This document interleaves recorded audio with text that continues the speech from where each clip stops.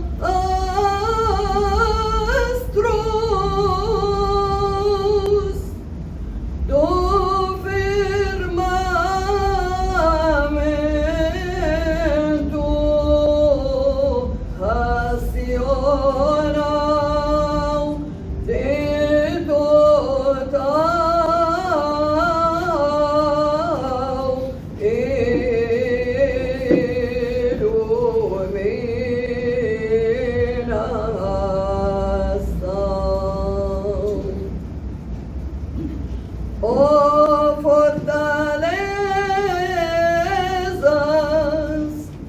invencíveis do céu secreto,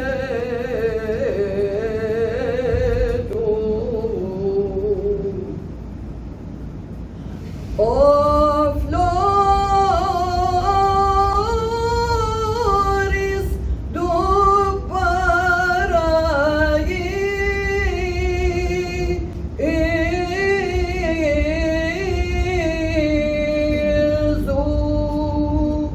de fragrância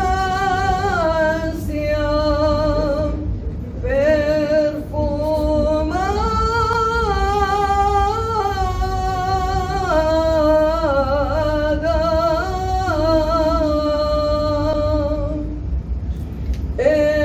bocas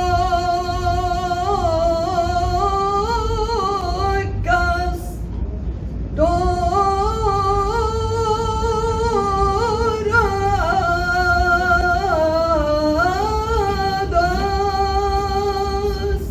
do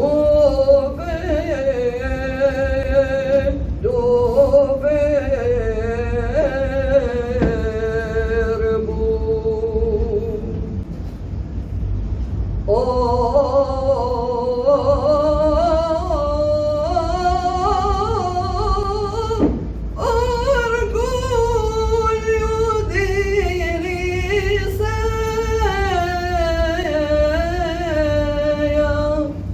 é alegria do universo.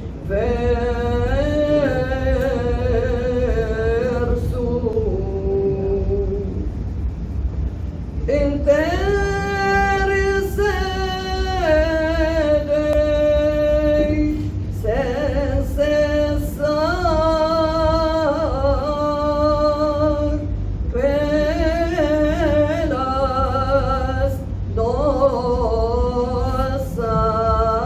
nossas almas.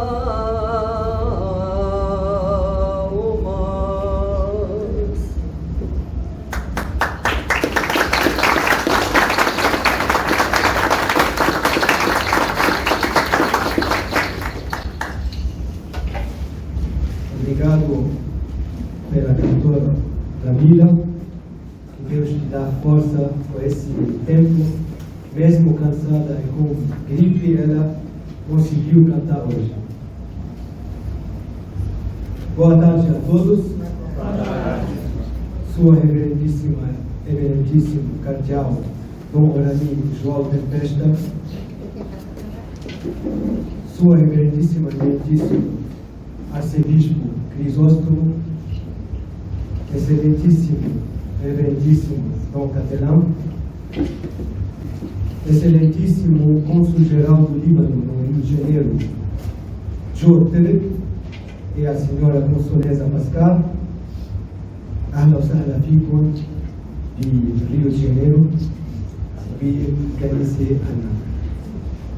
Reverendos Padres Roman, Padre Henrique, Padre Fábio, Cônego Fábio e Padre Nelson, e os reverendos Padres e Diáconos, os representantes da Associação Ortodoxa de Senhoras e os representantes do Conselho do Vicariato Patriarcal Antioquino do Rio de Janeiro, todos vocês são bem-vindos.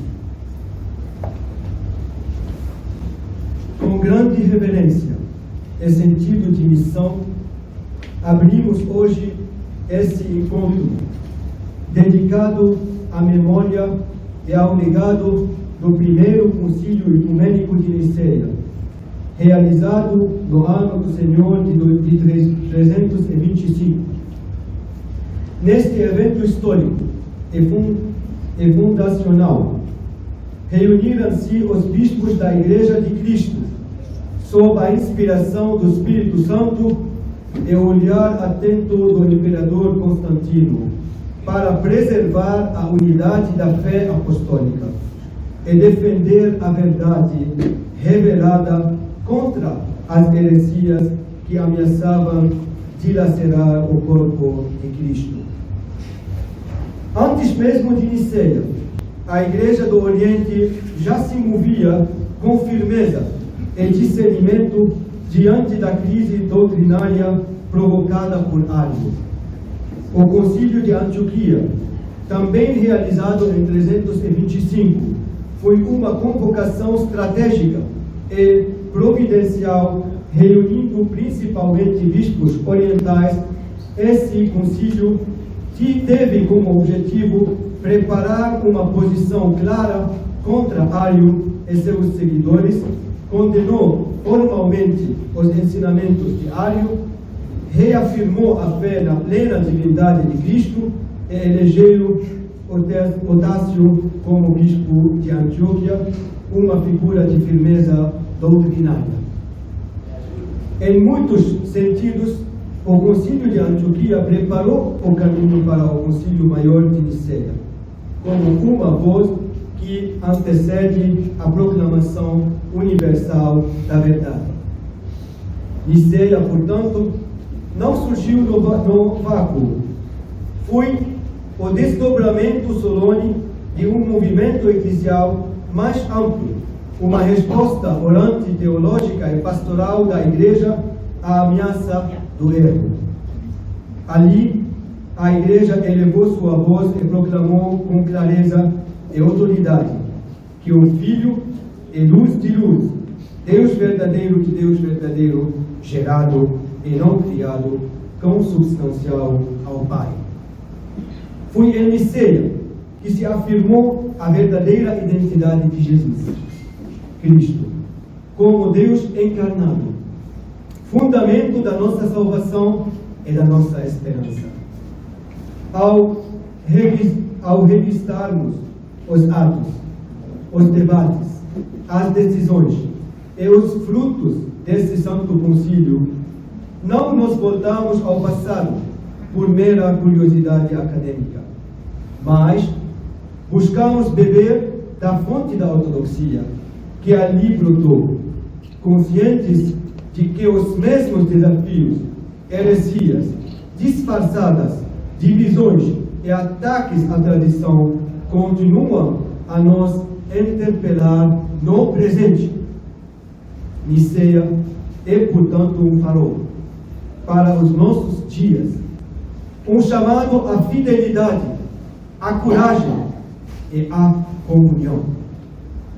Que este encontro não seja apenas um encontro de estudiosos, mas um encontro de corações desejosos de aprofundar sua compreensão da fé, renovar o compromisso com a Igreja una, santa, católica e apostólica, e proclamar ao mundo, com os santos padres de Niceia, cremos em um só Deus.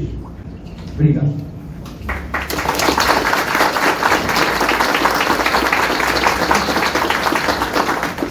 Agora vamos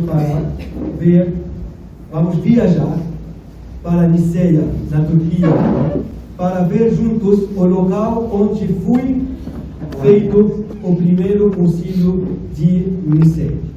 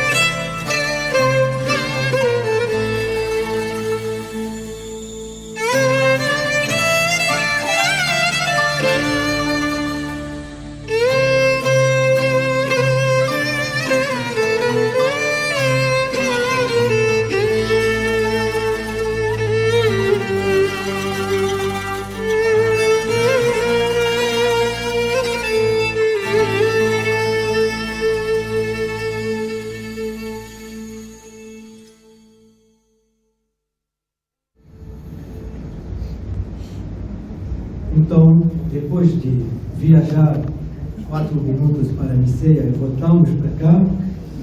Como vocês conseguem também ver, ainda tem alguns ícones, mesmo se esse local já foi transformado para mesquita, para o Islã, mas tem ainda alguns ícones preservados lá.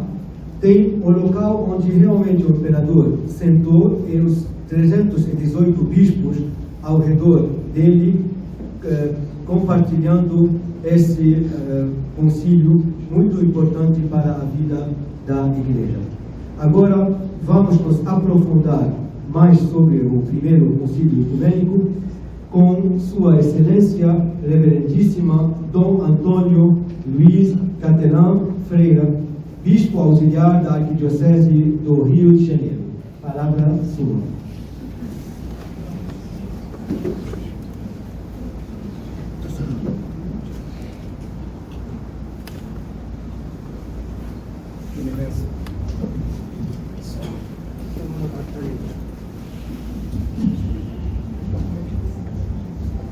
Eminência Reverendíssima Dom Orali João Ferpesta,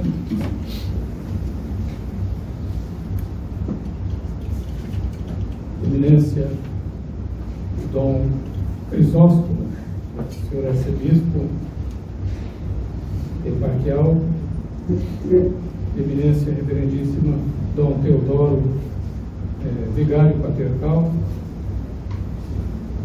caros padres, diáconos, senhora conselheira, senhores diáconos, amigas, amigos, optei por fazer-lhes uma breve apresentação de algumas questões que foram tocadas nesse documento recentemente publicado a respeito do Concílio de Niceia, preparado por um grupo de peritos, teólogos da Igreja Católica a respeito do Concílio de Niceia. Portanto, não vou tanto fazer um comentário sobre Niceia, mas sobre esse documento que toma de Niceia sua inspiração e apresenta as grandes questões teológicas que ainda hoje precisam ser calibradas, ajustadas a partir do Concílio de Niceia.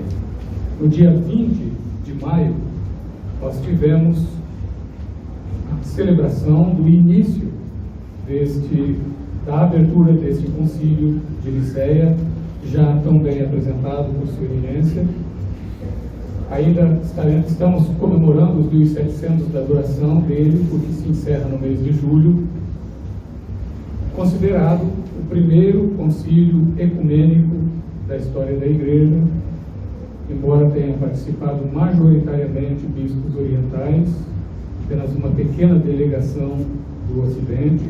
Legado papal foi o bispo Pósio de Córdoba para participação nesse concílio,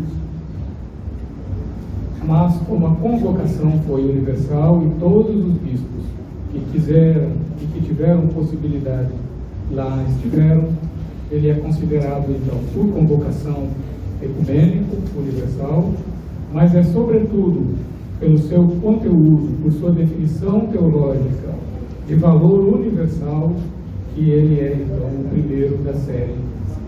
E como a Igreja Oriental celebra, inclusive, as igrejas orientais celebram, inclusive, liturgicamente, com data específica, os santos padres desse concílio, nós na Igreja Latina não temos uma celebração litúrgica comemorativa, celebramos apenas do ponto de vista histórico e doutrinal.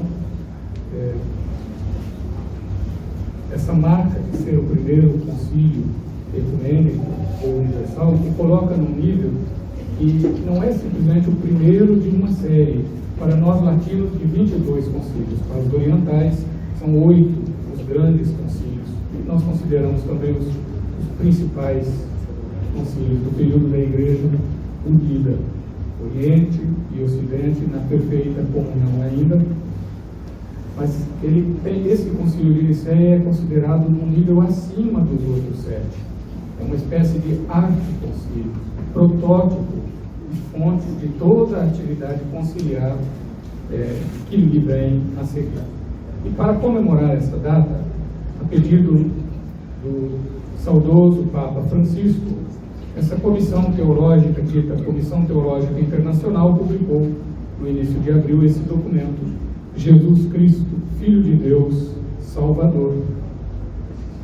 Não está ainda impresso em português, mas já está disponível em diversas línguas no site do Vaticano, na seção da Comissão Teológica Internacional.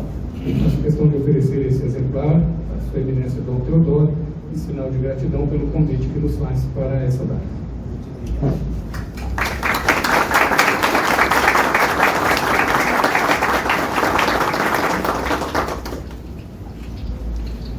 A Comissão Teológica, então, para avaliar a importância que se reveste esse documento para nós, é preciso levar em consideração quem o escreveu, essa Comissão Teológica Internacional. É um grupo de teólogos que foi instituído pelo Papa Paulo VI em 1969, a pedido já, não nas atas formalmente, mas de diversos padres do Concílio Vaticano II.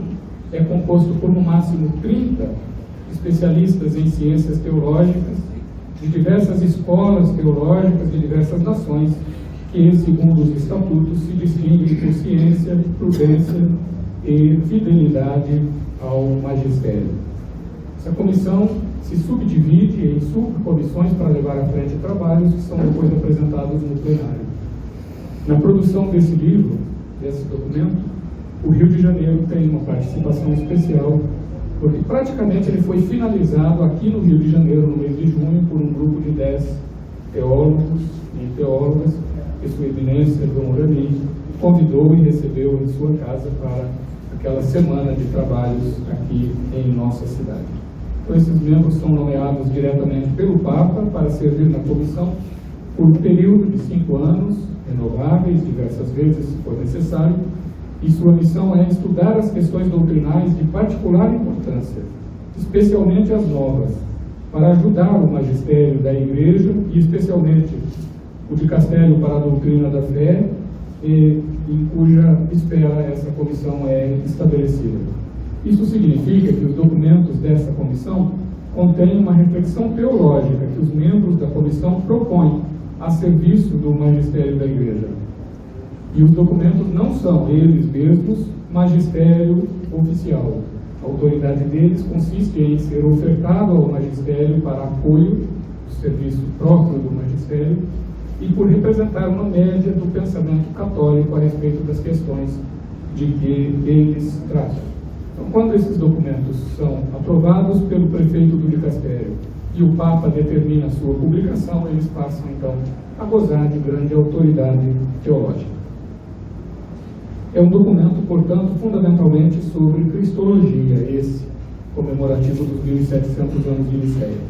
Essa comissão já tinha abordado questões cristológicas em documentos anteriores, 1979, 81, 83, 95. O presente documento toma como ponto de partida o ensinamento do Concílio de Nicéia e refere-se a vários aspectos do mistério cristão. A partir de Nicéia, trata de questões como a criação, a igreja, a antropologia, a escatologia e, naturalmente, a doutrina de Deus Trindade e de Cristo Salvador. Como esse belo hino que nós ouvimos cantado para iniciar, o documento não se restringe ao que foi definido em Nicéia, ao credo de Nicéia, mas toma o credo niceno-constantinopolitano. Como também o hino, no momento em que se refere à divindade de Jesus, diz igualmente com o Pai e com o Espírito Santo, como ficou definido no segundo concílio ecumênico. Talvez por tratar de tantas questões, esse documento final ficou meio um pouco volumoso, fruto do trabalho dessa subcomissão, e ao tratar de tantas questões, algumas delas são apenas mencionadas pela relação que tem com o seu tema central. Nesse sentido, então, o texto do símbolo niceno e os cânones aprovados no concílio, que em conjunto constituem um texto bastante breve, serviram de ponto de partida para oferecer uma ampla reflexão sobre vários aspectos centrais da teologia. Preciso dizer que as atas do Concílio de Nicéia não foram conservadas diretamente. Nós temos acesso a diversas informações sobre o Concílio de Nicéia por cartas que trocaram seus participantes, outros personagens, por relatos que se encontram em obras teológicas que procuram refletir sobre o legado do Concílio de Nicéia, mas os atos diretamente do concílio, na sua narrativa direta, nós não os temos. E nem mesmo do símbolo niceno, nós temos já na versão niceno-constantinopolitana. E pelas anotações das atas do Concílio de Constantinopla, aí sim nós sabemos quais foram as modificações inseridas nele para explicar melhor a fé, feitos em Constantinopla, e indiretamente temos, portanto, a informação sobre a composição própria do símbolo niceno. A estrutura desse documento, a celebração, então, dos 1700 anos do Concílio de Nicéia constitui um convite urgente à Igreja para redescobrir o tesouro que lhe foi confiado e para dele beber e partilhar com alegria, num renovado impulso e numa nova etapa de evangelização no mundo contemporâneo. Para tanto, o documento oferece uma leitura doxológica do credo, do símbolo. Devido ao seu uso litúrgico, o documento comenta o credo niceno-constantinopolitano no seu primeiro capítulo. A comissão teológica descreve, então, o impacto da fé professada pelo credo na vida da Igreja, em particular na sua vida litúrgica e na sua oração. Por isso, o segundo capítulo do documento é a apresentação e breve comentário de diversas catequeses, hinos e orações litúrgicas que receberam o dogma niceno, a declaração nicena da consubstancialidade do Filho com relação ao Pai, e transforma isso em catequese para ser recebido por toda a Igreja com a verdade salvífica, e é apresentado no culto da Igreja, na oração da Igreja, mostrando uma vez mais a correlação que há de um adágio muito caro para nós teólogos latinos, que é lex orandi, lex credendi. O modo como se ora é o modo como se crê. A lei da oração é a lei da fé. O que cremos está contido na nossa oração. E o que a teologia tem que fazer é extrair, aprofundar, explicar e tornar acessível o que é patrimônio de toda a Igreja, não só dos teólogos, mas de toda a Igreja por meio da oração, principalmente da sua oração litúrgica. Teologia, por excelência, é liturgia, é oração. O terceiro capítulo é tratado, então, a partir da revelação cristã, professada em Nicéia com toda a sua amplitude. E mostra-se ali que o dogma niceno, o ensinamento do Concílio de Nicéia, introduz uma verdadeira transformação no pensamento humano, na filosofia, especialmente na metafísica, e ao mesmo tempo oferece elementos que orientam a configuração da Igreja, porque dá também nos seus cânones normas a respeito da Igreja. O último capítulo do livro analisa qual o exercício de teologia fundamental, as condições para hoje a fé nicena ser professada, não apenas no momento em que Nicéia o concílio foi celebrado, mas hoje, para professarmos a fé nicena na divindade do Filho de Deus, nosso Salvador, que é que se exige de nós do ponto de vista eclesial e do ponto de vista intelectual. Como apresentado assim de modo geral a estrutura do documento, me fixo em fundamentalmente dois pontos principais. Um que é tratado no capítulo 3º, que se chama interculturalidade, e em seguida o duplo aspecto do ensinamento de Nicéia. Então, a dimensão intercultural do Concílio de Nicéia. O documento não se refere explicitamente à acusação que foi feita na época moderna de helenização do cristianismo pelo Concílio de Nicéia. Esse termo foi utilizado por alguns teólogos, principalmente da escola liberal protestante, para se referirem ao processo de formulação dogmática, utilizando termos da filosofia grega, tais como, no caso de Nicéia, usia, de onde vem como usios.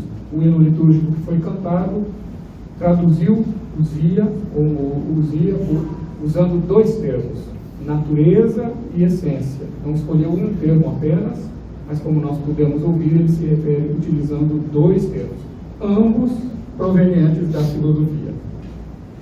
Segundo Adolf von Harnack, talvez o mais célebre desses teólogos liberais, as fórmulas dogmáticas seriam então uma corrupção da pureza do Evangelho.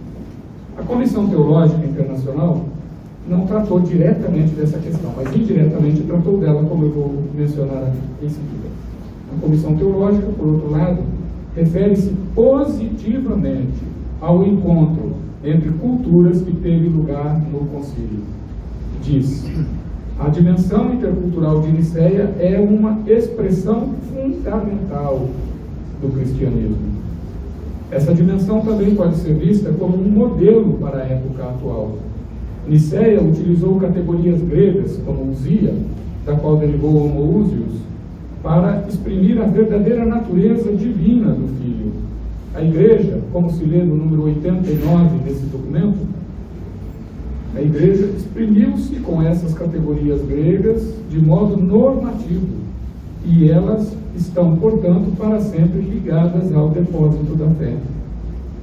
Ao mesmo tempo, cito o documento, ao mesmo tempo, em fidelidade aos termos próprios daquela época e que nela encontram sua raiz viva, a Igreja pode inspirar-se nos padres nicenos para procurar hoje expressões significativas da fé em diferentes línguas e contextos. Por um lado, os termos próprios de Nicéia estão para sempre fixados no depósito da fé, o que não impede, antes estabelece uma urgência de que esses mesmos termos, no seu conteúdo fundamental e no seu significado atual, sejam expressos pela Igreja na sua catequese e em toda a sua produção teológica, de maneira que, com mediação da linguagem atual, possam ser adequadamente compreendidos. Por isso, o documento sobre essa questão conclui dizendo: Nicéia continua a ser um paradigma de qualquer encontro intercultural e da possibilidade de acolher ou forjar novas formas autênticas de expressão da única fé apostólica. Outra questão que é sublinhada no documento da Comissão Teológica é o aspecto soteriológico, salvífico, do dogma, do símbolo niceno. É um aspecto que vale a pena salientar para evitar uma consideração unilateral da cristologia, como se essa pudesse existir separadamente da soteriologia, que é a obra salvífica de Cristo. Em outras palavras, nós não olhamos apenas para o Jesus histórico, para prosseguir a sua causa. Aquele a quem contemplamos nos Evangelhos é, ao mesmo tempo, verdadeiro homem e verdadeiro Deus. Como mais tarde outro concílio dirá, consubstancial a Deus na divindade, consubstancial a nós na humanidade. A subcomissão da Comissão Teológica que produziu o documento tentou cobrir a partir daí várias questões centrais da teologia cristã, através da relação que podem ter com o ensinamento de Nicéia, com a cristologia, a trindade e a soteriologia, sobretudo, mas com não menos importância a igreja, a eclesiologia. A tarefa certamente não foi fácil, como se pode imaginar, porque, como já mencionado, os documentos originários de Nicéia, sobretudo as atas, não estão disponíveis de modo direto, mas somente por meio de citações feitas por diversos autores, mas com grande segurança, porque a maioria deles participantes do concílio. Ao tentar tirar conclusões sobre diferentes aspectos do mistério cristão, partindo da reduzida base documental referente à Nicéia, como se faz nesse estudo da Comissão Teológica, é difícil que, em certa medida, não se tenha que ir um pouco além, completando com o ensinamento de outros concílios e da vida litúrgica e orante da Igreja. A leitura do documento, que estamos procurando comentar, coloca-nos perante um texto teológico em que se expõe também juízos de valor e explicações que são tomadas de outros teólogos. Basta ver o grande número de notas de pé de página, de referências bibliográficas, indicando questões atuais conexas. Leitura, portanto, desse documento exige atenção a essas questões atuais que são conexas. Nesse sentido, revelam um legítimo pluralismo teológico. Apenas um exemplo de algumas questões que, no imediato pós-publicação desse documento, começaram a ser discutidas e publicadas por teólogos em artigos breves. No número 87, nós lemos que o autor dos Atos dos Apóstolos se inspira na poesia épica da Odisseia para narrar as viagens de Paulo. Essa afirmação foi discutida por alguns. Ou então, certas passagens do Novo Testamento trazem traços de um vocabulário ontológico grego. Outros acharam de discutir essa afirmação. Outros ainda, um texto que está numa nota e diz, por exemplo, o Egoimi, no quarto evangelho, ou a terminologia de Hebreus é fortemente influenciada pelo vocabulário filosófico. Nos interessa, sobretudo, a dupla fidelidade que o ensinamento de Nicéia comporta.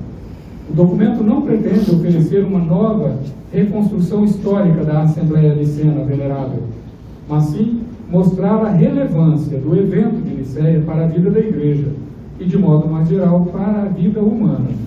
Nesse sentido, o documento está mais voltado para o presente do que para o passado, e se encontra nele o caráter salvífico da fé nicena e suas consequências para a antropologia, para a nossa compreensão da pessoa humana e também para o diálogo ecumênico. Esse breve comentário concentra-se em duas perspectivas destacadas pelo documento. Nicéia como ponto de chegada na profissão do evento Cristo no mundo grego, que já foi devidamente destacado, inclusive pelo concílio que foi celebrado no sínodo regional, celebrado anteriormente em Antioquia, e tinha havido ainda outro anteriormente que reuniu bispos egípcios e líbios para a discussão dessa questão. Então, Nicéia é ponto de chegada de uma intensa atividade teológica e eclesial. Mas importa ver também em Nicéia um ponto de partida, isso é, como modelo permanente para a enculturação da fé. O concílio não pretendia introduzir algo novo na fé apostólica, mas explicar a fé batismal de Jesus Cristo, Filho de Deus Salvador. A novidade deriva sempre do evento Jesus Cristo, de sua encarnação, de sua relação filial com Deus, seu Pai, da cruz, da ressurreição portadora de uma nova compreensão de Deus e do ser humano. Essa novidade radical, que inicialmente havia sido expressa em termos bíblicos, teve de ser professada num novo contexto de cultura grega. E o Concílio de Nicéia representa, portanto, um momento crucial, um ponto de viragem nesse processo que havia sido preparado pelos autores do século II e III, como São Justino e Orígenes, a modo de exemplo. O antigo debate sobre a helenização do cristianismo, ao qual já me referi, pressupunha que a língua grega era uma ameaça à novidade cristã. O documento da Comissão Teológica Internacional, ao contrário, afirma que a fé nicena, expressa na língua helenística, introduz a novidade cristã no pensamento grego. Portanto, o credo niceno não implica uma degradação da fé bíblica, mas uma transformação de tipo linguístico, uma expressão da autêntica revelação de Deus, de modo compreensível e acessível a pessoas do mundo helenizado. Como nunca antes, alteridade, relação e reciprocidade manifestam-se como categorias que estruturam não apenas a nossa fé, mas o próprio modo de compreender o ser. A profissão correta de fé cristã é aquela que preserva fielmente a novidade cristã. A historiografia convencional apresenta a heresia como uma novidade. De fato, historiadores do século IV e V acusaram Ário de introduzir novidade, como na história eclesiástica de Sosômeno. Ao contrário, com uma reviravolta interessante de linguagem, o documento da Comissão Teológica interpreta a heresia como resistência à novidade, a novidade do Evangelho, que é sempre boa e nova. E a heresia, então, é resistência à novidade de Deus. Portanto, a fidelidade à novidade cristã permanente em um novo contexto cultural também exige uma nova linguagem. O grande Santo Atanásio, em seu De Decretis, explica esse processo. Os bispos de Nicéia não conseguiram encontrar uma expressão bíblica capaz de excluir a interpretação ariana da relação do filho com o pai. Se concentrava sobretudo na discussão de um texto do livro de Provérbios. Então, foram forçados a reunir, identificar, resumir o pensamento das Escrituras por meio do termo grego homoousios. As novas condições culturais exigiam uma nova linguagem para professar fielmente o significado do Evangelho, das Escrituras. Em outras palavras, a fé nicena buscava expressar em termos filosóficos a relação eterna do Filho com o Pai. A mesma relação que Jesus realizou historicamente, especialmente em sua oração, como é narrada nos Evangelhos. A íntima relação histórica de Jesus de Nazaré com Deus, seu Abá, tem o seu fundamento último na relação eterna do Filho e do Pai, que a expressão nicena professa. O Filho é consubstancial ao Pai, gerado, não criado. Os padres, para explicarem essa diferença, usavam uma analogia de um artista que tem também um filho. A obra que ele produz, por mais perfeita que seja, é criação. E o filho, ainda que fisicamente não fosse tão perfeito, é geração. Um filho é gerado, uma obra é criada. Gerado, não criado, é o modo de afirmar essa relação eterna e essa identidade divina. Portanto, preservar a tradição não significa repetir invariavelmente os mesmos termos apenas. Por mais veneráveis que sejam esses termos e que precisam efetivamente ser conservados, é necessário expressar novamente, no mundo catequético e teológico, em uma linguagem apropriada à fé apostólica celebrada no batismo. A revelação cristã é histórica, não apenas porque ocorreu na história de Jesus, mas também porque é transmitida, reformulada, professada na história humana. Para que a revelação seja acessível às novas gerações, ela deve ser transmitida na linguagem de cada ambiente cultural. Este é o esforço empreendido pela Assembleia Venerável em Nicéia. Segundo a narrativa de Santo Atanásio, diante da ambiguidade da heresia, a Assembleia Nicena buscou, por assim dizer, uma expressão unívoca da fé, e para tanto integrou duas expressões ao credo. Contudo, e aqui reside o paradoxo, no próprio momento em que a expressão consubstancial ao Pai foi integrada ao credo, foi necessário esclarecer seu significado autêntico. Não se diria que ele era consubstancial segundo a paixão dos corpos, nem que ele veio a subsistir do Pai segundo uma separação ou alguma divisão, como Eusébio em uma carta narra. Além de outras considerações, é importante notar que, mesmo o credo niceno, talvez o texto magisterial mais solene da Igreja, como toda palavra humana, requer uma interpretação. Assim, a Assembleia Nicena não é apenas o ponto de chegada, mas também um modelo para as gerações subsequentes. O Concílio de 325 oferece um paradigma para cada etapa da renovação do pensamento cristão. Nicéia, portanto, indica uma tarefa, e a celebração de seus 1.700 anos nos torna ainda mais conscientes dessa tarefa.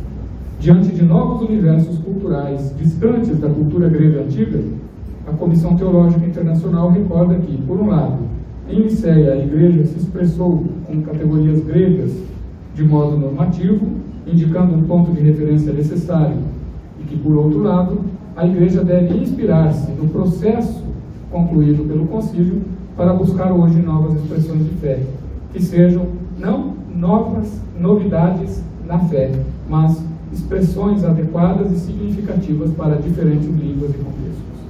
Esse processo, tão delicado quanto necessário, exige uma dupla fidelidade. Fidelidade ao passado, atenção particular ao estudo histórico das fontes, ao conteúdo normativo da nossa fé, presente na profissão de fé e na nossa liturgia. Mas também fidelidade ao presente, condição necessária para um diálogo autêntico entre o Evangelho e os homens e as mulheres de hoje. Essa dupla fidelidade, descrita no documento, mostra o caráter dinâmico da tradição, que não consiste em simplesmente repetir, mas em professar sempre de novo, de modo significativo, a novidade salvífica do evento Jesus Cristo, que revela a verdade de Deus, a nossa verdade, e nos comunica a salvação. Muito obrigado pela paciência de vocês.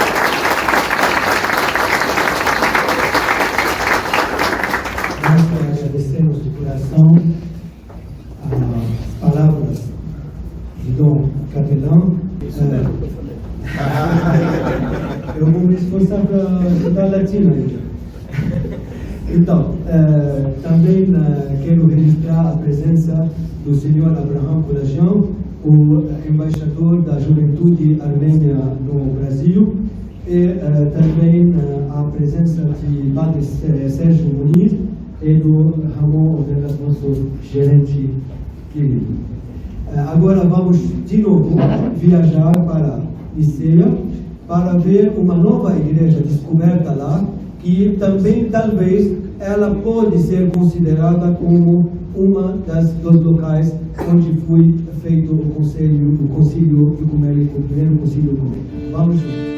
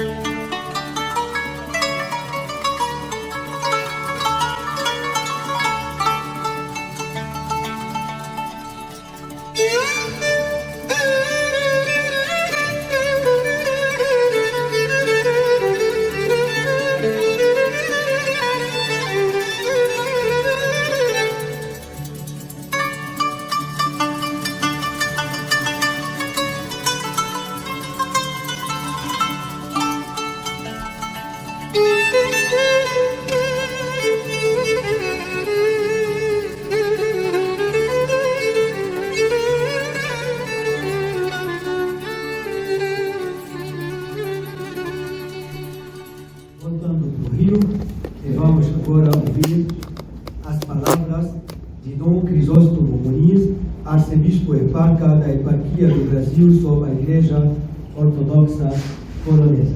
Palavra sua.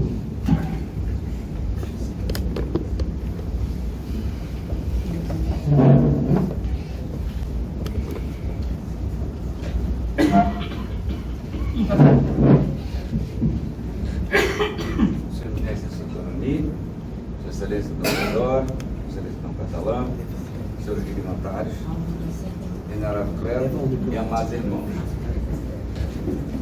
Sinto-me honrado por esse convite e espero Deus me conceda esta altura da missão.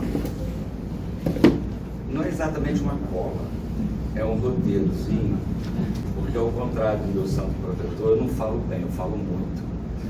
Então, para não cansar, eu botei um roteirozinho. E também, para não ser repetitivo, eu gostaria de abordar o primeiro concílio, em Niceia, por uma ótica diferente. Okay?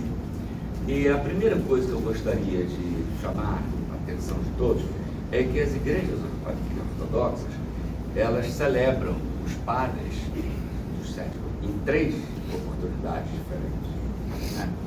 Nós começamos, por exemplo, a Grande Quaresma, celebrando os padres do 7º Concílio Ecumênico.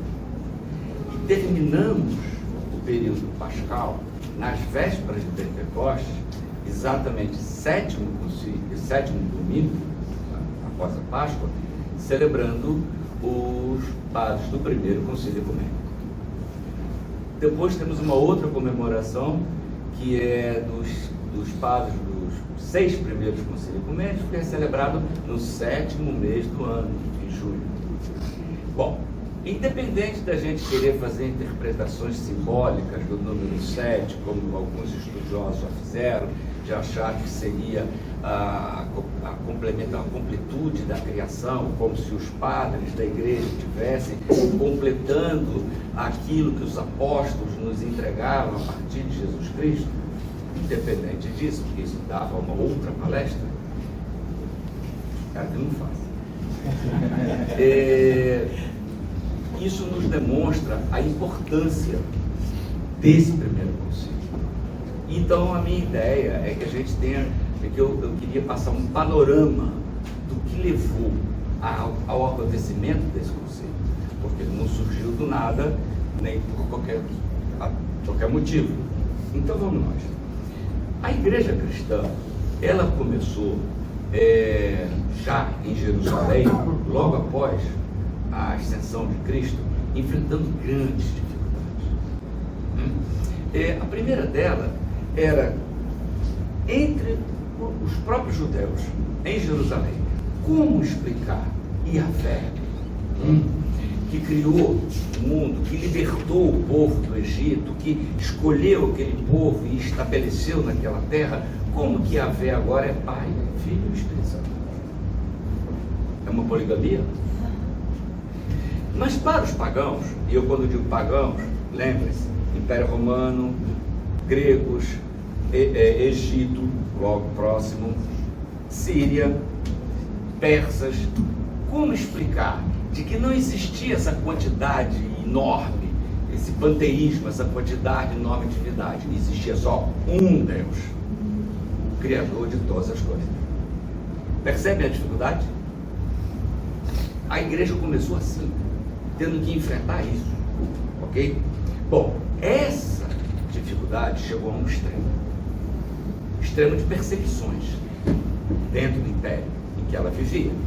Perseguições que levaram a prisões, exílios, torturas, morte de mulheres, homens e crianças. E isso foi os primeiros 300 anos, mais ou menos, da igreja.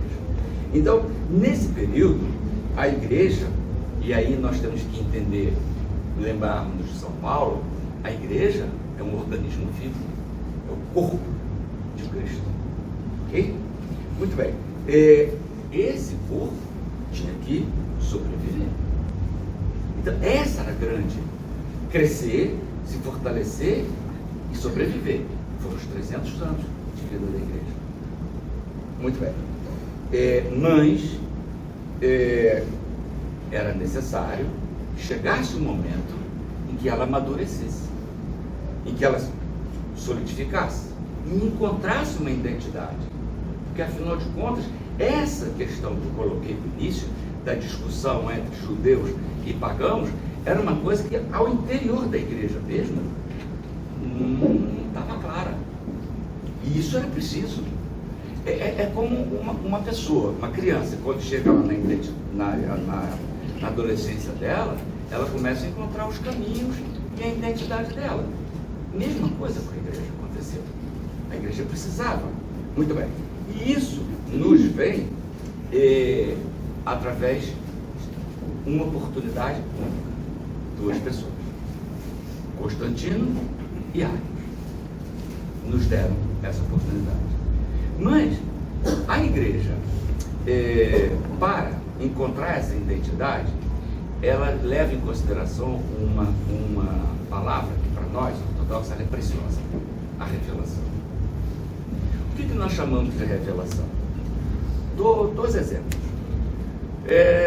Na festa da Teofania, celebramos o batismo de Cristo, está lá narrado nos Evangelhos, né? Este é o meu filho bem-amado, em quem eu me comprazo. Tem um outro episódio na Ascensão, de que, novamente, esse é o meu filho, ouvi. O próprio Cristo disse: ninguém conhece o Pai senão o Filho, aquele que enviou. Ele disse também, na chamada oração sacerdotal, que está no Evangelho de São João: Pai, para que eles sejam um como eu sou um. Ok, então isso é muito importante. E isso é o ponto de partida para nós nos aproximarmos de Deus e ter um conhecimento. Saber o que Deus é impossível para o homem. Deus é e a gente não sabe o que isso é.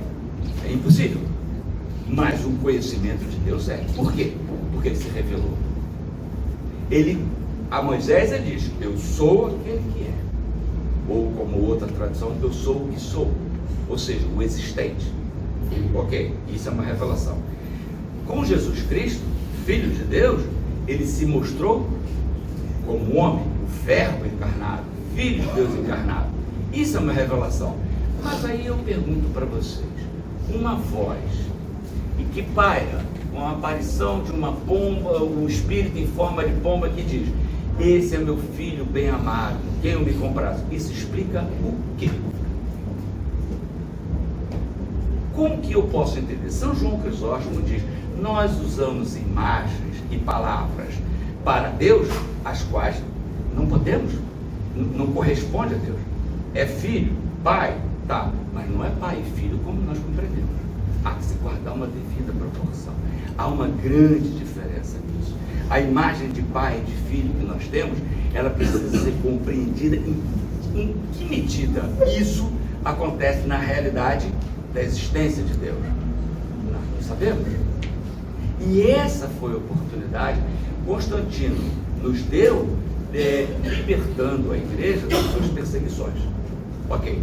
Esse momento, quando a igreja já não precisava mais se preocupar com a sua sobrevivência, a igreja então teve tempo, teve energia e espírito para pensar quem nós somos, quem somos nós, e encontrar sua identidade. E isso veio através de Arius. Porque Arius, um padre de Alexandria, e diz inclusive um bom padre, muito piedoso, e cuidado com esses padres muito piedosos, ele fez o seguinte raciocínio, e é isso que nós temos que estar atentos. Ele fez o seguinte raciocínio: se Deus é infinito, Deus é inefável, Deus é desconhecido, Deus é transcendente, como que ele viveu em Jerusalém, comeu peixe, andou de barco, conversou com as pessoas? Como é que pode isso? Agora eu pergunto: o raciocínio de Arius está errado? Não está. Mas aí é que está a questão. É que o raciocínio, a lógica e o racional não é suficiente para nós nos aproximarmos e conhecermos Deus. É necessário algo a mais. E isso aí é o primeiro valor que os padres do primeiro concílio em Nicéia nos deram. Por quê? A inteligência racional não é suficiente. É necessário sabedoria. E o que significa sabedoria, pelo ponto de vista da igreja? Sabedoria pressupõe humildade. Pressupõe amor. E é aí que reside a base do que nós chamamos de teologia. Teólogos, diálogo com Deus.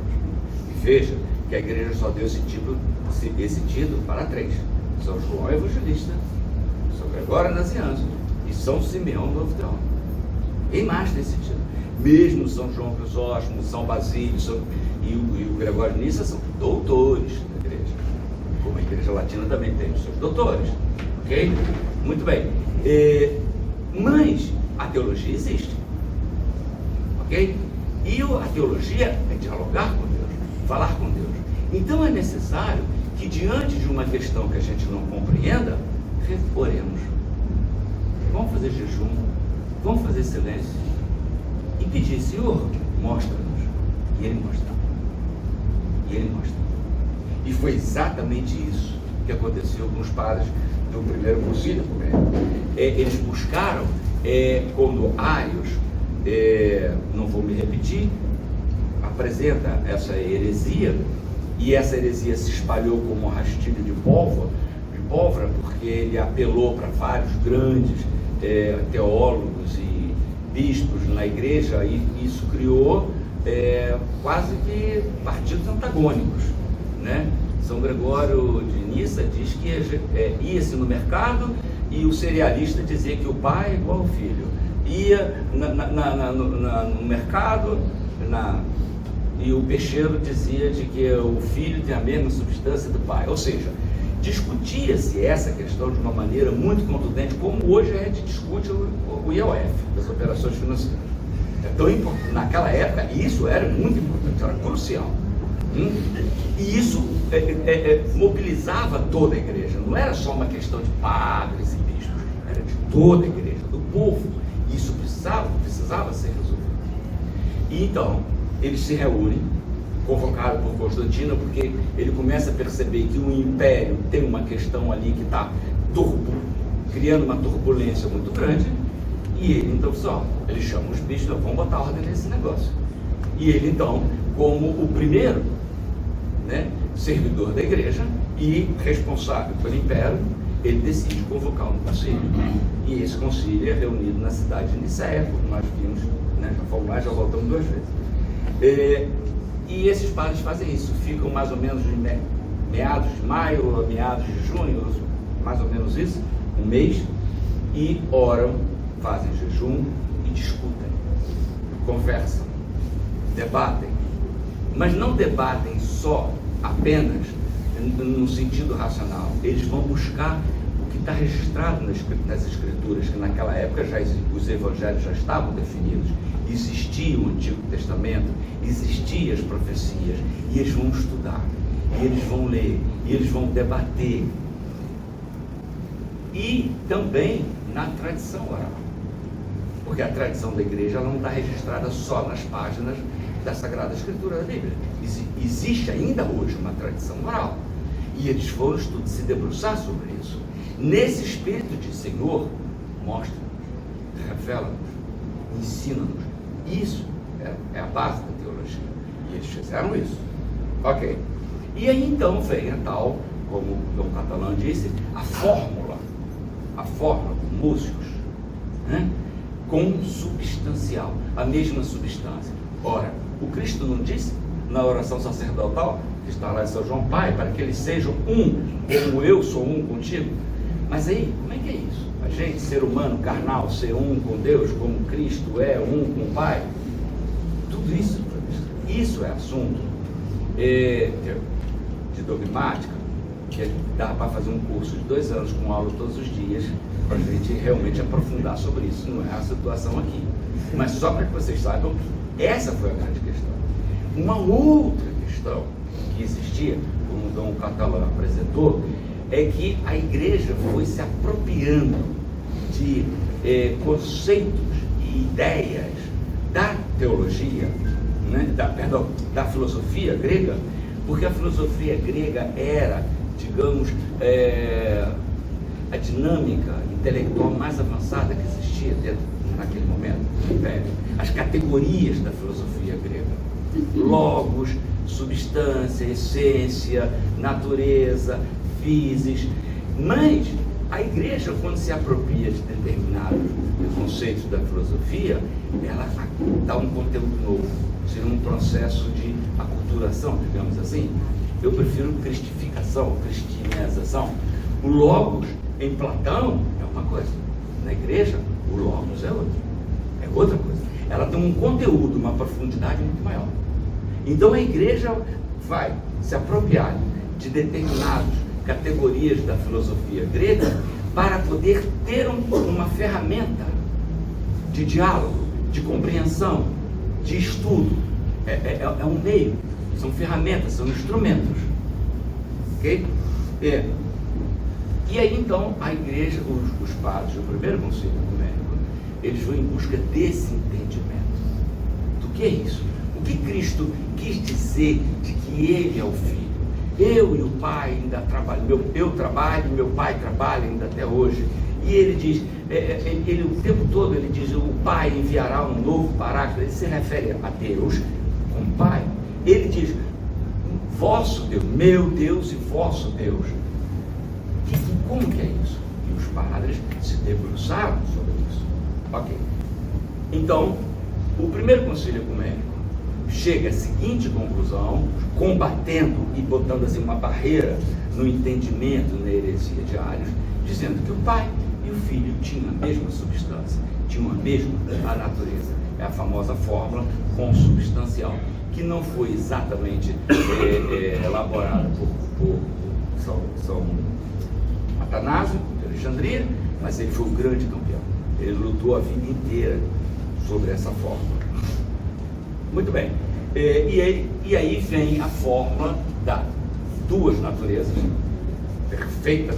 completamente Deus e perfeitamente homem, mas uma só pessoa divina. Uma pessoa, duas naturezas. E também aí o primeiro concílio vai definir o chamado credo de Nicéia, que depois é completado em Constantinopla, que é o que nós professamos até hoje, chamado credo niceno constantinopolitano. Muito bem. Na verdade, existia já um credo. Existia o credo de Jerusalém, existia o credo de Roma, existia o credo de Antioquia, existia o credo alexandrino, que diziam a mesma coisa, em fórmulas diferentes, em palavras diferentes, em expressões diferentes, mas era o mesmo conteúdo, porque era o registro do que se chamava a tradição oral. Ou seja, o credo, ele sintetizava a fé que o povo já vivia, né? E todo o conhecimento daquilo que Cristo tinha nos revelado. Tá. Quando os padres, os santos padres, do primeiro concílio, eles definem um credo, eles unificam esses credos todos numa fórmula única. E isso é uma imagem de unidade. Ou seja, os outros são excludentes? São desprezíveis? Não, não são. Mas o credo de Nicéia e Constantinopla serve para nós, para todos os cristãos hoje, como o parâmetro, como a medida de unidade.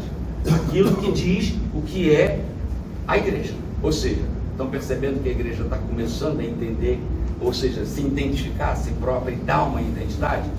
E começa assim: creio em um só Deus, Pai Todo-Poderoso, Criador do céu e da terra, de todas as coisas visíveis e invisíveis, creio em um só Senhor. As fórmulas estão lá. Os padres inventaram isso? Eles não inventaram. Cristo nos revelou. Deus nos revelou. Eles registraram. Mas eles traduziram, criaram uma fórmula, criaram um discurso que fosse palatável, entendível, para que o povo pudesse entender aquilo que é um mistério que foi revelado, complicadíssimo de ser compreendido. A fórmula está ali. É um só Deus, Pai Todo-Poderoso, Criador de todas as coisas, visíveis e invisíveis. Isso é mérito dos padres de Nicéia. A outra, eles definiram a data da Páscoa. E aí, então, agora a gente já começa a entender por que a Quaresma começa comemorando os padres do sétimo concílio e termina o ciclo das festas móveis, que o centro dela é a Páscoa, exatamente no domingo anterior ao término desse ciclo, comemorando os padres do primeiro concílio ecumênico. Por quê? A princípio, a Páscoa, até então, ela estava vinculada ao 14 do Nisan dos judeus, porque o Cristo celebrou a Eucaristia no 14 de Nisan com seus apóstolos e instituiu o sacramento da Eucaristia naquele dia, né? Tomai e comeis do meu corpo, tomai e bebeis do meu sangue, e assim continuou.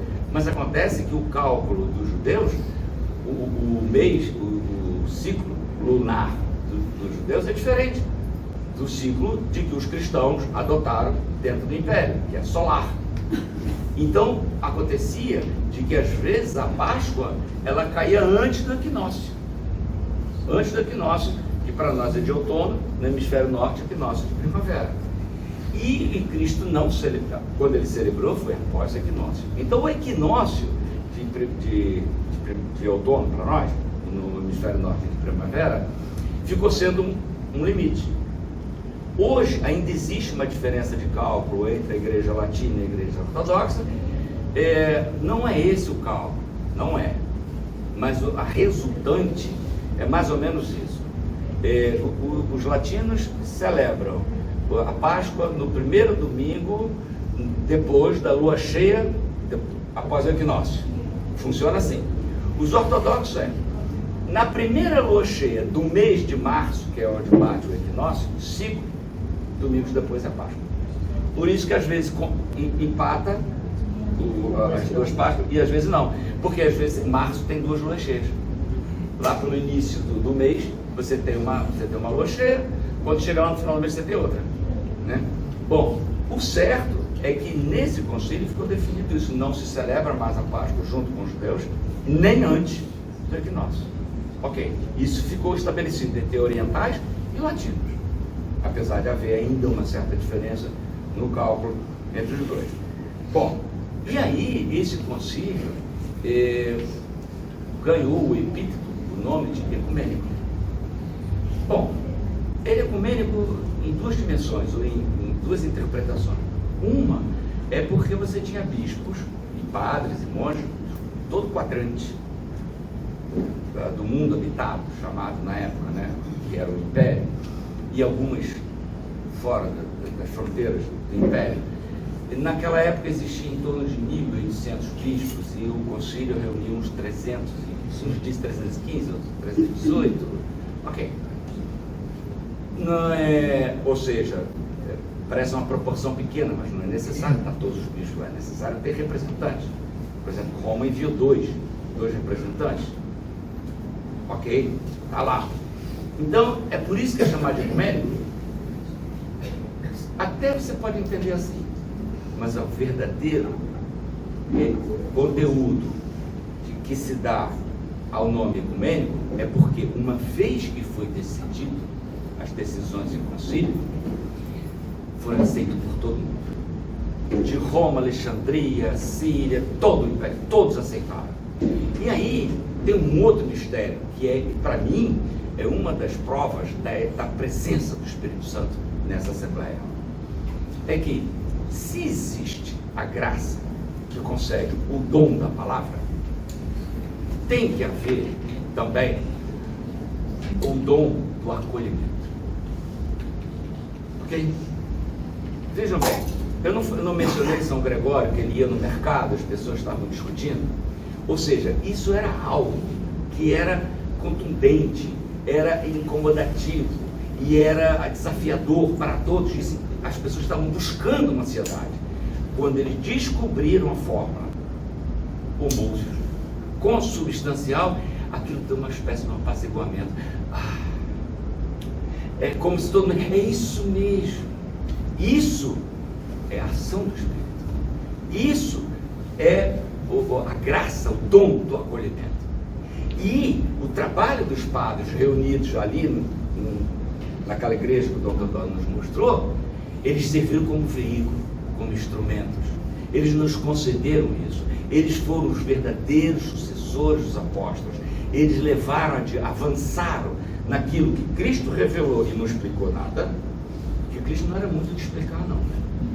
Chegou e perguntou: mestre, onde mora? Bem, gente, é assim.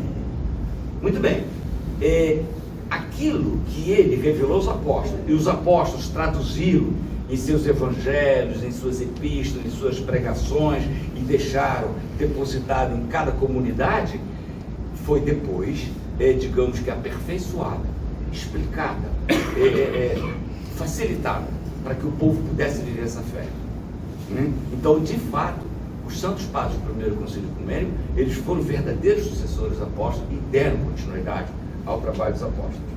E nisso eles tornaram-se, como disse Dom Catalã, um modelo de unidade, né? E principalmente, uma outra coisa que é fundamental na vida da igreja: colegiabilidade. Não tem como nós não, alguém, qualquer um, por mais inteligente, sábio que seja, vou falar do santo que me protege, São João Crisóstomo, um grande teólogo, reverendíssimo. São João Crisóstomo, foi São João Crisóstomo que falou? Tá bom, se compromete São João Crisóstomo. Se não tiver de acordo com o Evangelho, se não tiver de acordo com o que os outros padres falam, se não tiver de acordo com a tradição da igreja, é a opinião de São João Crisóstomo. Não, foi Cristo que falou. Bom, aí já é outra coisa. Cristo é Cristo. Percebe? Então, a colegiabilidade é exatamente esse movimento que leva à participação de vários na busca de um entendimento e encontrar caminhos para o conhecimento de Deus. Porque isso todos os padres dizem. O objetivo do cristão é conhecer Deus. Porque senão o que nós estamos fazendo aqui na igreja? Consumindo oxigênio? O nosso objetivo é conhecer Deus. Ok? São Serafim Sarof fala disso, aquisição do Espírito Santo. Então, e cada um vai conhecer Deus no seu tempo, na sua medida, na sua proporção e na sua maneira. Porque não é igual para todo mundo, não é uma receita. Mas essa busca passa por uma colegiabilidade. E o exemplo é a liturgia. Cristo disse: onde tiver 2 ou 3 em meu nome, lá eu estarei. Não faz sentido para nós ortodoxos um presbítero dizer: eu já estou a fim de comungar, eu vou celebrar para mim. E celebra para si próprio. Não faz sentido. Ele é a continuidade do sacerdócio da antiga aliança. Ele sacrifica aquilo que é oferecido. Então é necessário que tenha 2 ou 3 que tenham oferecido. E Cristo prometeu que lataria.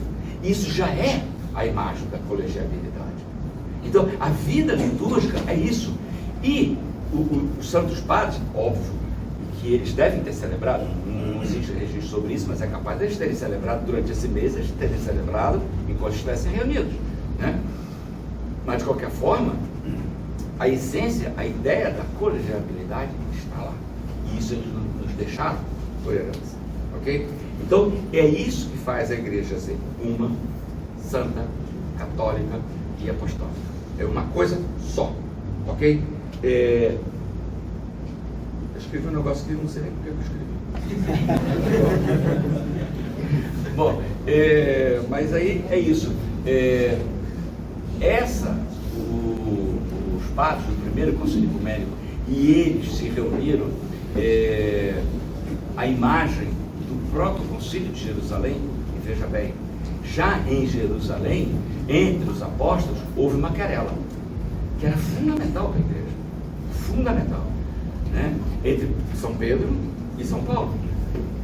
São Pedro tinha a postura, a ideia de que era necessário que, para ser cristão, como todos eles que eram judeus se reuniam no templo, eles continuavam com as práticas judaicas, e aos domingos se reuniam para partir o pão, como se chamava na época. Ok. E São Pedro achava que isso era o caminho, que a igreja tinha que seguir esse caminho. São Paulo teve a intuição, ou a inspiração, melhor dizendo, de que não, de que Cristo veio para salvar não apenas os judeus, mas toda a humanidade. Toda. Então, não era necessário ser judeu, nem ser circuncisado.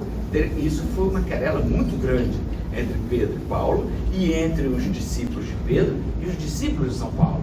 Então, como é que se resolve isso?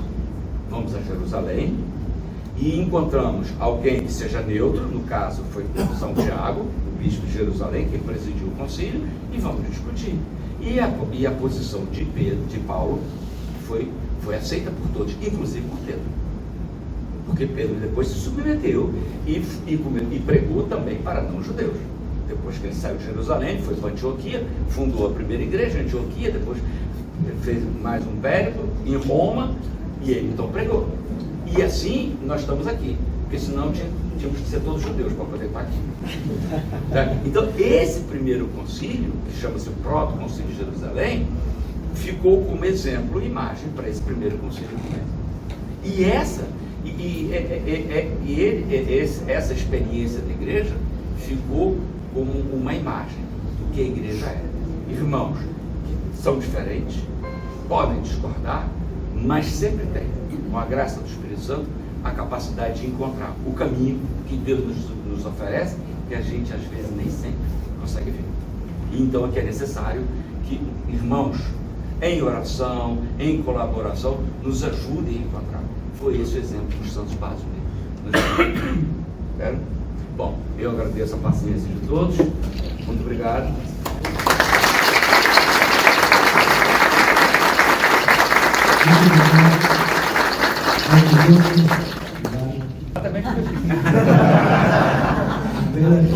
Como exemplo real no momento. Vamos de novo viajar uma terceira vez e última vez para Nicéia.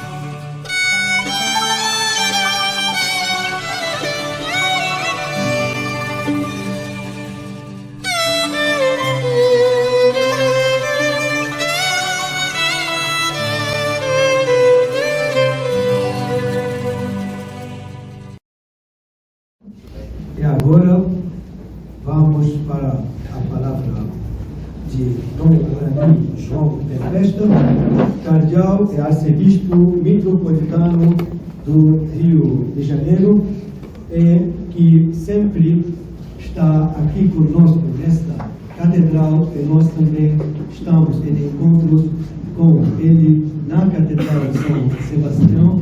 Hoje, juntos, vamos celebrar os 1700 anos do primeiro Concílio Ecumênico. Vossa Eminência, por favor. E foi um desses nossos encontros que nós resolvemos trabalhar juntos e nos prepararmos para esse evento, agora sendo realizado. Recordo quando nós fizemos a proposta, estávamos reunidos ali na Catedral do Rio de Janeiro para falar, vamos comemorar os 700 anos de Nicéia. Por isso, eu agradeço muito, Dom Teodoro, nosso vigário patriarcal da Igreja Católica Apostólica Ortodoxa do Rio de Janeiro, toda a preparação, todo o carinho da preparação, tanto da sede local, como também toda a organização aqui desse simpósio. Todo o carinho que ele botou nesse aspecto aí. Foi uma proposta que nós aceitamos, estamos aqui hoje um dia muito histórico e é muito bom tudo isso. Agradecemos também ao nosso querido Dom Crisóstomo, da Eparquia do Brasil, da Igreja Ortodoxa da Polônia, e também Dom Luiz Catela, auxiliar do Rio de Janeiro, por ter introduzido essa discussão. Tem muito a ver ainda, e muita coisa a ser colocada, mas nos abrir os horizontes para podermos falar sobre 1700 anos do Concílio de Nicéia. Também quero comentar o cônsul do Rio e sua esposa, Consuleza, o gestor da juventude também da Armênia, os demais sacerdotes aqui das igrejas orientais. Nós estamos, todas as igrejas orientais do Rio de Janeiro, aqui reunidos, num belo momento. Também a Igreja Latina, aqui presente também, nossa alegria, aos irmãos e irmãs das diversas denominações aqui. Por isso, ao concluir esse histórico simpósio, eu não tenho que falar nada daquilo que falou Nicéia, já foram falados, foi falado bastante, mas agradecer essa oportunidade. Nos reunimos hoje nesse encontro ecumênico, onde católicos romanos e ortodoxos se encontram para celebrar um marco histórico e inestimável importância, os 1700 anos do primeiro Concílio Ecumênico de Nicéia. Um momento importante que estamos todos reunidos, e nós voltamos a estar reunidos hoje para falar sobre esse assunto, toda a questão cristológica, eclesiológica. Este evento não é apenas uma lembrança do passado, mas um testemunho vivo de nossa busca incessante pela unidade na fé. Cremos no mesmo Deus, temos a mesma fé. O Concílio de Nicéia, realizado em 325, foi um divisor de águas na história da Igreja. Ali, os 318 padres, conforme a antiga tradição, se reuniram para professar e consolidar a norma da fé cristã, estabelecendo as bases que nos unificam como seguidores de Cristo. Foi um momento que a Igreja, diante de desafios e heresias, se uniu para afirmar a divindade de Cristo e a verdadeira natureza de nossa fé. Essa união de vozes que ecoou em Nicéia ressoa até hoje, convidando-nos a refletir sobre a importância da unidade em meio à diversidade de tradições que caracterizam a rica tapeçaria do cristianismo.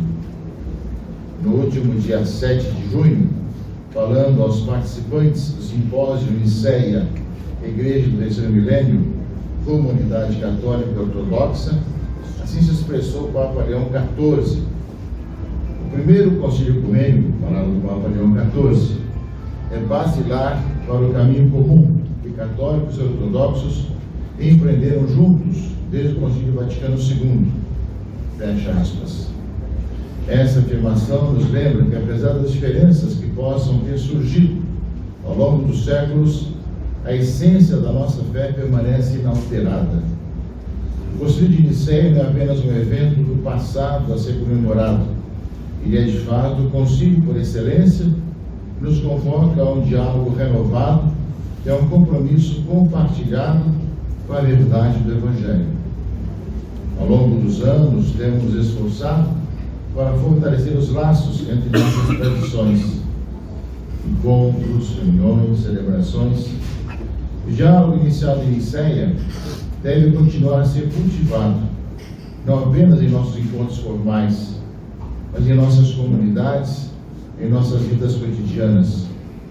Nós precisamos trabalhar juntos para superar os obstáculos que ainda nos separam, sempre buscando a unidade que Cristo desejou para a sua igreja.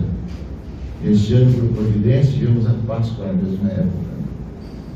É um chamado para que juntos possamos ser a luz que ilumina os caminhos da humanidade, cheia de guerras, incoerências, situações difíceis, refletindo a mensagem de amor e reconciliação que Jesus nos deixou. Neste momento de celebração, somos chamados a olhar para o futuro com esperança. Nós, católicos, temos o ano de jubilar da esperança. Que este aniversário do Concílio de Niceia nos inspire a aprofundar nosso conhecimento mútuo, a respeitar nossas tradições e a encontrar caminhos concretos para a colaboração. Que possamos juntos ser sinais de esperança e de luz, que Cristo, em um mundo que tanto necessita de paz e reconciliação. A história da igreja é marcada por desafios, lutas e divisões, mas também por momentos de graça e unidade. O Concílio de Niceia representa não apenas um marco na definição da fé, mas uma oportunidade de relembrarmos que, acima de tudo, somos chamados a viver o amor de Cristo, e assim, através do diálogo fraterno, cultivar o entendimento mais profundo do depósito fidei. Convido a todos a renovarmos o nosso compromisso com a unidade e a fraternidade, lembrando sempre que somos todos parte do corpo de Cristo. Que nossas vozes se unam em oração e ação, guiadas pelo Espírito Santo, para que possamos de fato refletir a glória de Deus em nossas vidas e em nossas comunidades. Que este encontro seja mais uma etapa nessa era de colaboração e compreensão entre nossas tradições. Que possamos sair daqui inspirados a viver o Evangelho, a servir os necessitados e a buscar a paz juntos. Deus abençoe a todos e que a luz do Senhor ilumine nosso caminho enquanto avançamos nessa jornada de fé. Muito obrigado.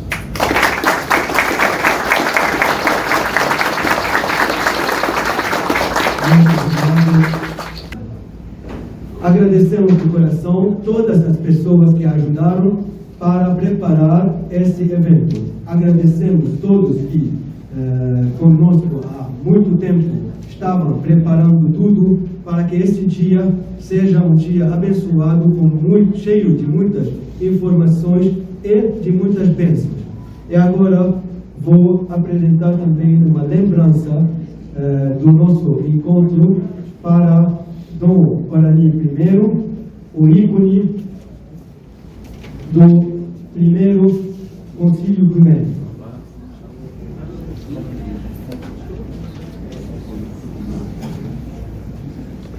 Dom Guarani,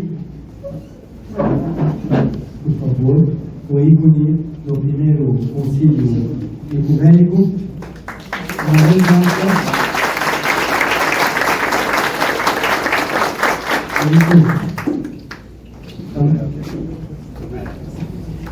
Também vou deixar uma lembrança, mesmo ícone, do primeiro Concílio Ecumênico, com a lembrança da festa para Dom Crisóstomo.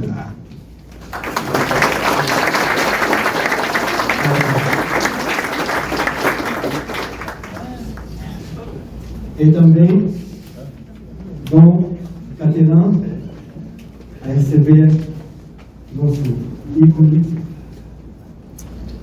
Obrigado pela palavra.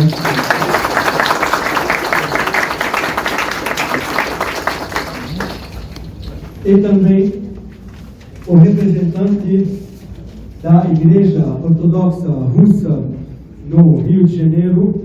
Através dele, cumprimentamos Dom Leonir. Padre Roman, por favor.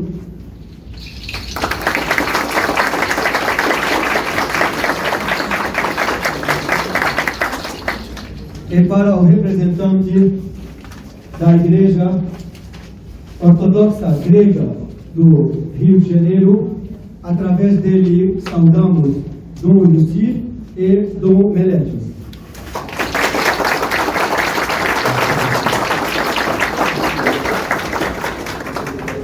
Então, essas são as nossas lembranças. Também uma última lembrança para o cônsul geral do Líbano, com símbolo de bem-vindos.